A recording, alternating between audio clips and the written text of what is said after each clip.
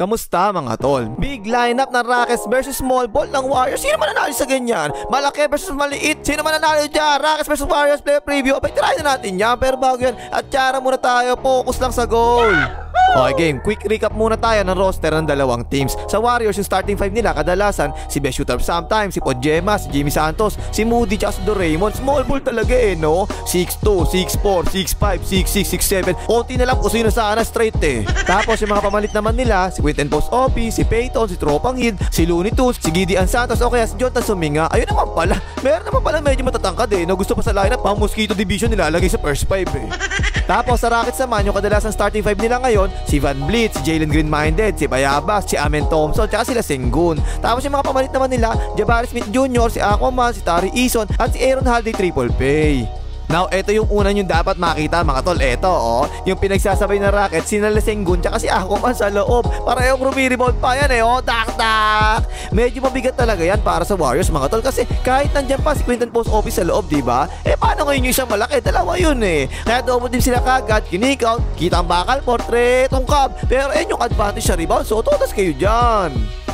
Goals mga tol no? Minsan, ito pa, tingnan nyo. Sinasabay pa nila si Jabari Smith Jr. sa loob 6'10 din yun Si Sengun 6'11 naman. Tapos si Aquaman 6'11 din. Ang lalaki Tapos yung gagawin pa nila, sosona pa sila 2-3 zone, ganyan, tingnan mo Ang hirap pumasok sa loob niya kapag ganyan, diba? Yung bounce pansitan. Ay, binalibag na lang uli. Kulang naman sa vitamins. Noong ginawa ng Rockets yung big lineup na yan, kalaban yung Warriors mga tol, kahit nasa labas pa sila Sengun, nasa loob pa si Aquaman. Tingnan mo bounce pansitan. Wala kang kadala-dala. At syempre kapag ganyan mga tol, kahit sa opesa, meron mga mismatch ganyan, tingnan mo si Podjemas lang yung tumatao kay Sengun, mismatch yan, diba? Partida, lasing pa yan ayan parang Juniors versus Mosquito talaga yung laban, ang late kasi ito tingnan nyo, pinoste yan naman ni Jabari Smith Jr. Si Podjemas 6'10 versus 6'4, laki na mismatch naka po, shooter pa yan, diba? Kahit anong gawin pa ni Podjemas dyan, makikita pa rin yung bakal patay ka dyan. So kung ako Rockets mga tol, gagatasan ko talaga yan. Aatakihin ko na aatakihin yung mismatch na yan, diba? Sa dinami-dami ba naman ng bansot na players ng Warriors, magkakaroon talaga palagi ng mismatch sa Rockets ito nga, tingnan nyo, kahit nga si Bayabas, ayan tingnan nyo ginagawa kay Podjemas, kinakalabaw lang ni Bayabas, sabay finger roll, patay ka dyan. Pero kung ako naman ang Warriors, ang gagawin ko dyan, aatakihin ko ng aatakihin din niya. Kasi kung Warriors, mo ganyan Jimmy Santos versus Aquaman, kaya diba?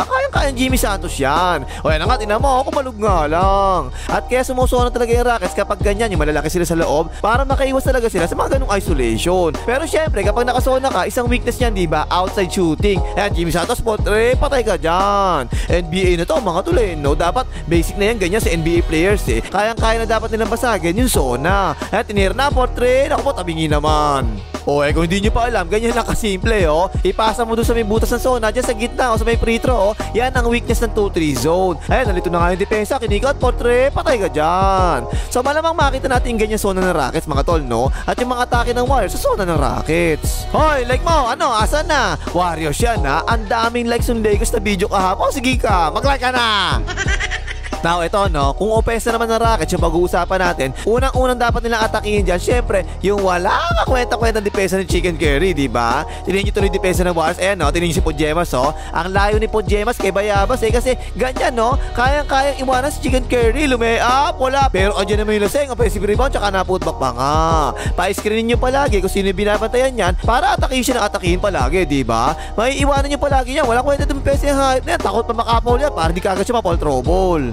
At yung punto natin dyan, walang pagtataguan yung Chicken Curry sa depensa mga tol Kahit kay Bayabas ilagay yan, yari siya kay Bayabas. By the way, patay ka dyan. Pasa, tingnan nyo, ginagawa ni Bayabas inaatrasan talaga siya, diba? Maliit nga kasi siya ayan, tingnan nyo, binigyan na naman ng by the way, patay na naman. Top priority dapat ng Rockets yan mga tol yung atakihin palagi si Chicken Curry. Kasi mapapatulong yung mga players ng Warriors sa depensa.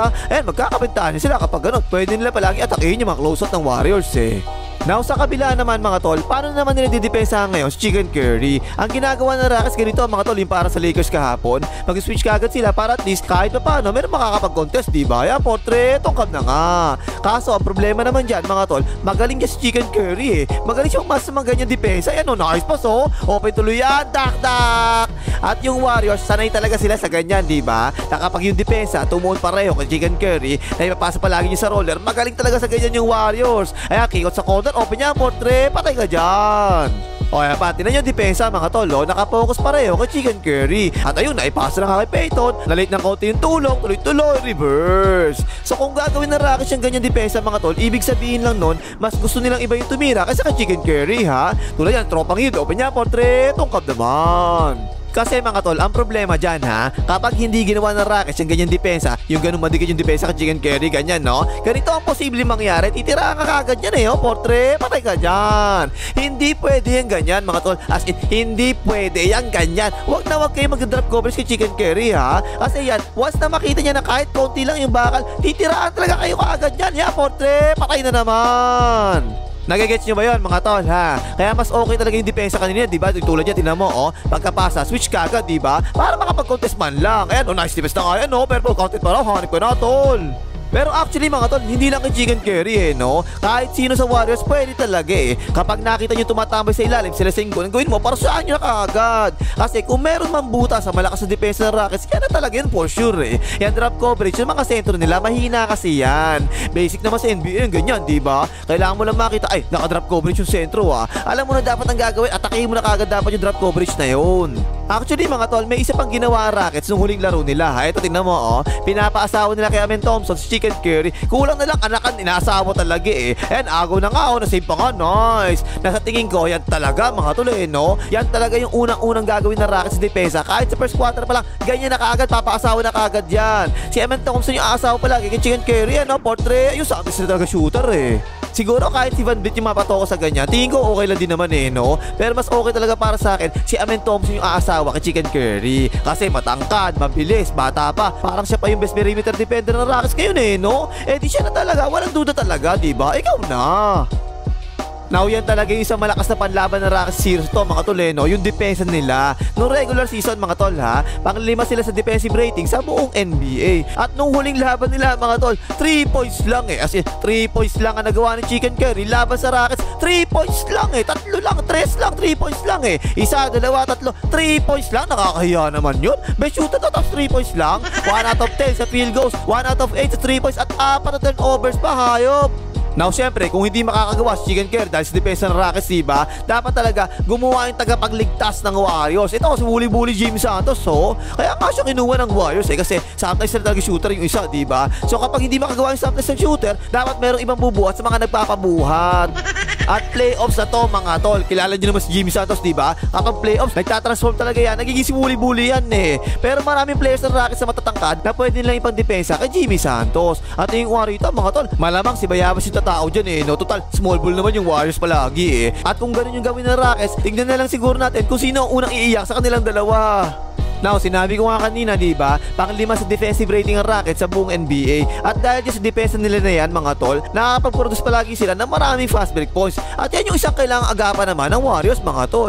Maraming bata dyan sa Rockets, mapabilis pa. Kaya si Amen Thompson, tsaka Jalen Green-minded, diba? Masipag talaga tumakbo yung mga yan At nung huli naglaban sila, mga tol, 20 turnovers ang Warriors, napakarami no? At 26 na fast break points ang Houston Rockets, kahit na yan taas Itagaan nyo sa bato, mga tol. Kapag puro turnovers ang Warriors at umabot ng 20 points ang fast break points ng Rockets, malamang Rockets talaga mananalo sa laro na yon.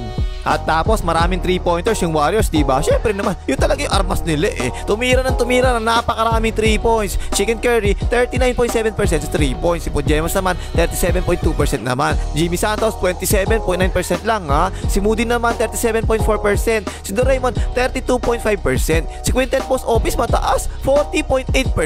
Si Peyton naman, 32.6%. Si Tropang Hill naman, 37%. Tapos si Looney Tunes, di tumitira ng 3 points. Si Gideon Santos, 33%. At si Jonathan Suminga 30%. So kung hindi nyo napansin mga tol may ilang players talaga yung Warriors na mababa talaga yung percentage sa 3 points. Si Jimmy Santos, si Doraemon, si Peyton, si Jonathan Suminga, tsaka si Gideon Santos. At yan malamang mga tol ang isa sa magiging susi kung mananalo ba o manatalo ba yung Warriors dito Kasi for sure iiwanan palagi ng depensa yung mga yan. Papatirahin talaga palagi sa 3 points yung mga yan So kung pumapasok yung mga open shots nila, kahit mababa pa yung percentage nila sa 3 points malamang manalo talaga yung Warriors kapag ganun.